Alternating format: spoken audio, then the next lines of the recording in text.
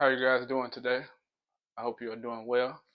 And we have a short study today. All praise to the Most High. And this one is called Common or Unclean. This will be talking about dietary things and people. And people. And I say this because this will be based in Acts 10. In the book of Acts 10, the book of Romans chapter 14, and the book of Mark chapter 7, we deal with two words called common and unclean. And the word common is konos in the Greek, and unclean is akatertos. I'm probably butchering that, but yeah, they mean two different things, and it's important to know that they mean two different things so you can understand what the actual Bible is talking about when it's talking about common or unclean in these verses. This is a dietary study about food, what foods the Most High would have us to eat and what He would have us not to eat. All right, so let's get right into it. When we look at the book of Mark, chapter 7, let's go to Mark chapter 7. Mark chapter 7, verse 5. Just to get a background before we even go into the book of Acts. Mark chapter 7, verse 5. It says, Then the Pharisees and scribes asked him, Why walk not your disciples according to the traditions of the elders, but eat with unwashed hands? The word unwashed hands also means defiled hands. So he's talking to the Messiah saying, Why do your disciples not walk according to the traditions of the elders and eat with unwashed hands? It also means defiled. He's talking about traditions. And if we go a little bit further in this, we know that the Messiah said in Mark chapter 7, verse 7, Howbeit in vain they do worship me, teaching for doctrines the commandments of men. For laying aside the commandment of Elohim, ye hold your tradition of men, with as the washing of pots and cups and many other such things you do. So right here, when he's talking about defiled hands or unwashed hands, this word is konos or common. Defiled is talking about food. It's talking about the traditions that the scribes and the Pharisees had. It's not talking about actual unclean food, which the Bible speaks about in the book of um, Leviticus 11 and Deuteronomy chapter 14, when it speaks about unclean or clean food. All right. So in Romans chapter 14, verse 14, this is another one used often, and it says, "I know and am persuaded by the Lord Yahushua that there is nothing unclean of itself, but to him that esteemeth anything to be unclean, to him it is unclean." This word unclean right here is konos. It's talking about defiled because they thought a lot, as we're about to see in the book of Acts, they thought when the Gentiles, the Romans, and all them would touch their food, or they was preparing food in different places where they would go get it or even buy food, that because they touched it and they were unclean or common, that it made the food that they were eating defiled. So right here in Romans 14:14 it says, "I know and am persuaded by Adonai Yahushua that there is nothing unclean of itself, but to him that esteemeth anything to be unclean, to him it is unclean." It is not talking about food because that word is akarthatos. Akarthatos. I'm trying to get the word right, but that word is akarthatos, and that word is not used right here, which is based and talked about when it's talking about food in the Bible, in the New Testament, for sure. All right. So Romans 14:14 is talking about things that can be defiled by the Gentiles touching the food. When Paul was talking about this, basically he was saying these things aren't defiled. These things don't defile you. All right. So Mark 7, verse 5, Romans 14, verse 14, that word is konos, used for common or unwashing hands, which it was used as defiled. It is this word konos, which is common. It's not talking about the dietary laws, what the Father would have us not to eat and to eat. All right, so let's look at the book of Acts now. In the book of Acts, chapter 10, in a summary of this, the Father has it's a man named Cornelius. He is a centurion. He is a Roman soldier, and he gives much alms. He gives much alms. He was a devout man. He feared the Most High. And an angel came to him and said, um, Yah has seen your alms. He has heard your prayers. He has seen your alms. You know, he had received a blessing from the Father. And the angel told him that he needs to go talk to Simon. He needs to go talk to Peter. And now we're about to see in the book of Acts what the Father was trying to relate to Peter and how Peter was feeling about it. So and I just put right here Acts 10, 13 through 14, 28, and 34. But I'm going to read a little bit around these verses. So in Acts chapter 10,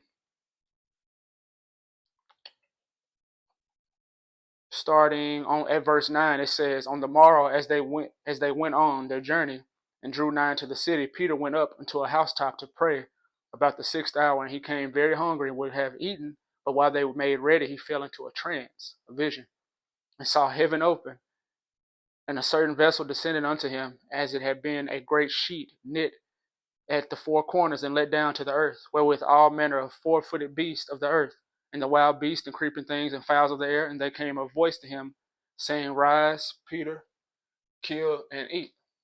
But Peter said, Not so, for I have never eaten anything common or unclean. I have never eaten anything konos or akartatos. These are what those words mean. He was talking about anything that could have been defiled by it coming from a Gentile or something like that. And he's talking about unclean foods mentioned in the book of Leviticus and in the book of Deuteronomy. All right, this is what he said. But then the voice said in verse 15, and the voice spake unto him again the second time, says, What Yah hath cleansed, that call not thou common. What Yah has cleansed, that call not common. This is what the Father told him. So what I have cleansed, he is saying, don't call these things common. So as we go on in these verses, looking at the context, Cornelius ends up going to Peter. He lodges with him. He goes to Joppa. He accompanies them. He comes to Peter, and he basically kneels down to Peter. And Peter says, Rise up, I'm only but a man. And as he talked with them, he went in and he found many of them together. And then this is what Peter says in verse 28. And he said to them, You know how that it is an unlawful. We know in Leviticus 11 and Deuteronomy 14, it is unlawful for a man to eat unclean foods. And he said unto them, You know how that it is unlawful, an unlawful thing for a man that is a Jew, an Israelite, a Hebrew, to keep company or to fellowship or come unto one of another nation. Talking about this centurion. But Elohim has showed me that I should not call any man common or unclean. This isn't even talking about food right here. This isn't even talking about food. But Peter thought it was talking about food at first. That's why he said, But the Most High has showed me so not to call any man common or unclean. And in verse 34 and 35, it says, Then Peter opened his mouth and said, Of a truth, I perceive. I now understand the vision. I perceive that Elohim is no respecter of persons. Verse 35, but in every nation.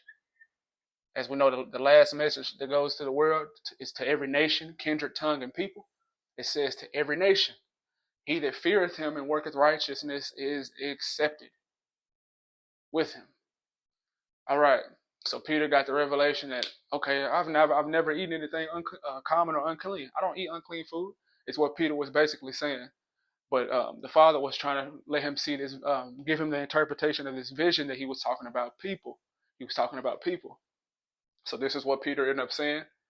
I know that the Father is no respecter of persons. I perceive this now because of the vision. I have understanding now. But in every nation, he that feareth him and worketh righteousness is accepted with him. All right.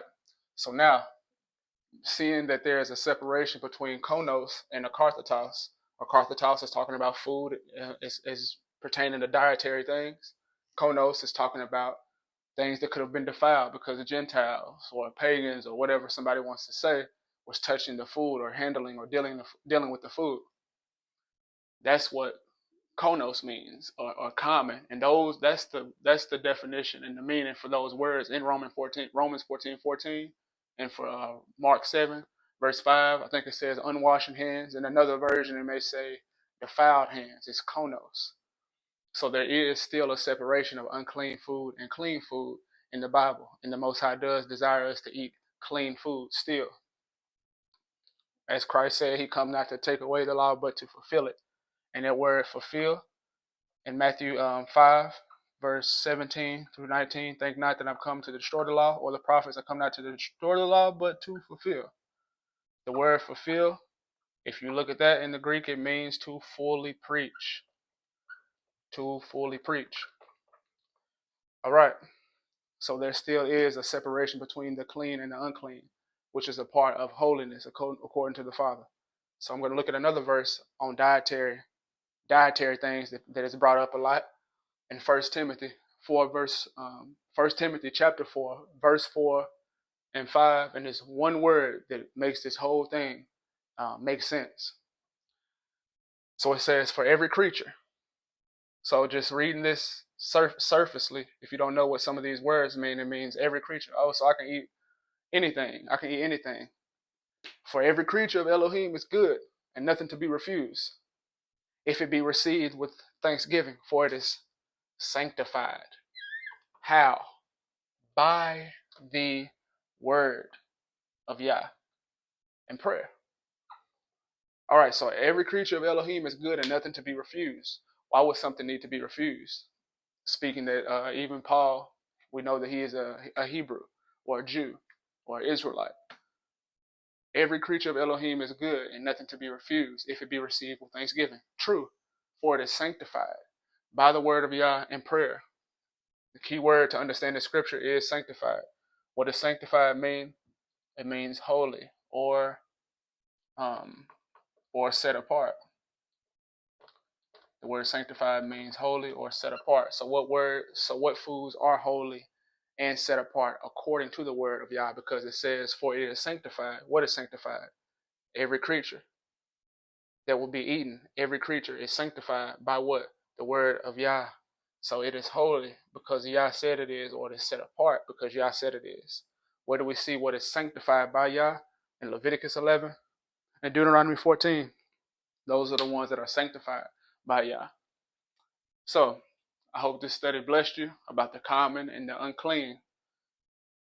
In a few more verses, since we're already here, in the book of 1 Corinthians. 1 Corinthians chapter 10, verse 31. The Bible says, whatsoever you eat, drink, or whatsoever you do, do all to the glory of Yah. So he still is concerned about the things that we eat, the things that we drink, and the things that we do it to his glory. And also, whatever we eat, drink, do all to his glory. And we're also his temple in 1 Corinthians. This book Corinthians talks a lot about that. 1 Corinthians chapter 3, verse 16, it says that we are the temple of Yah, and his temple is holy. And his spirit dwells within us. We are his temple. He still is concerned about the things that we eat and we put in our bodies. It affects our minds. It affects our spiritual life. It affects our regular life. He is concerned with the things that we eat and we drink and we do. I promote, of course, a clean diet according to Yah's word, but I promote a plant-based diet.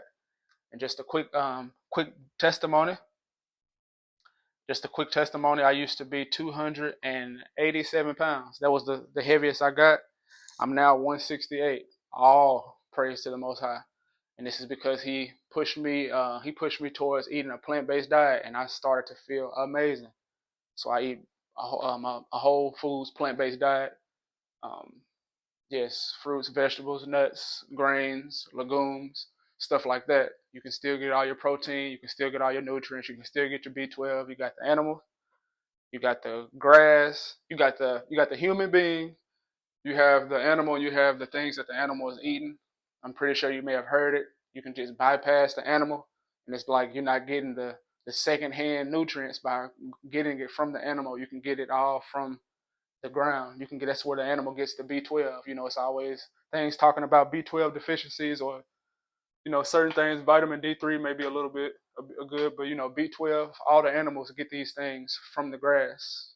I'm sure you heard about the gorillas. They're big, they're strong. They get all their nutrients from the things that they eat, the fruits and the vegetables. So I promote a plant-based diet, but there is clean and unclean foods, of course, in the scriptures. But a plant-based diet, you will not be missing protein. You will not be missing your amino acids. All this you can get from a plant-based diet. I promote that. And of course, starting to get a little cold outside. You need to get your immunity up. It's good to up your fruits. I would eat a good diet to keep immunity up is, anywhere from 60 to 70% raw. Add you some smoothies in there, some salads or whatever, and the rest cooked or baked or stuff like that, and the rest cooked or baked, steamed or however you want to do it. But yeah, the plant-based diet is the diet to go for mental clarity. You'll be able to focus more. You'll feel better. You'll feel healthy, of course. You'll have way more energy. Trust me. And it's easy to discern. It's easy to understand the scriptures. So mainly, I do it firstly for the glory of Yah. Secondly, it offers all types of benefits mentally, all type of benefits spiritually, and of course physically. I've lost over 100 pounds by the grace and by the grace of the Most High. So yes, He still desires us to eat clean foods. He still desires us to eat clean foods, and the best diet is Genesis 1:29. And in the book of Psalms, chapter 104, I think verse anywhere from 13 to 14, it says, I've given grass for the cattle and herb for the service of man.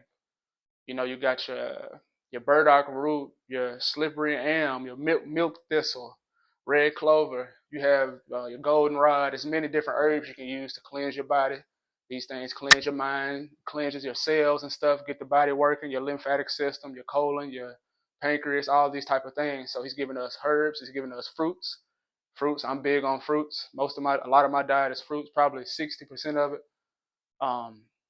He's giving these things that it may minister to us. I've given herb, grass for the cattle and herb for the service of man. He's given these fruits and all these things high in vitamins, minerals, nutrients. So this is the optimum diet. This is the best way, the plant-based way. But he does give us clean dietary options, which is all for our good. He's always for our good. So I pray that this study blessed you. And as always, shalom. Have a wonderful day.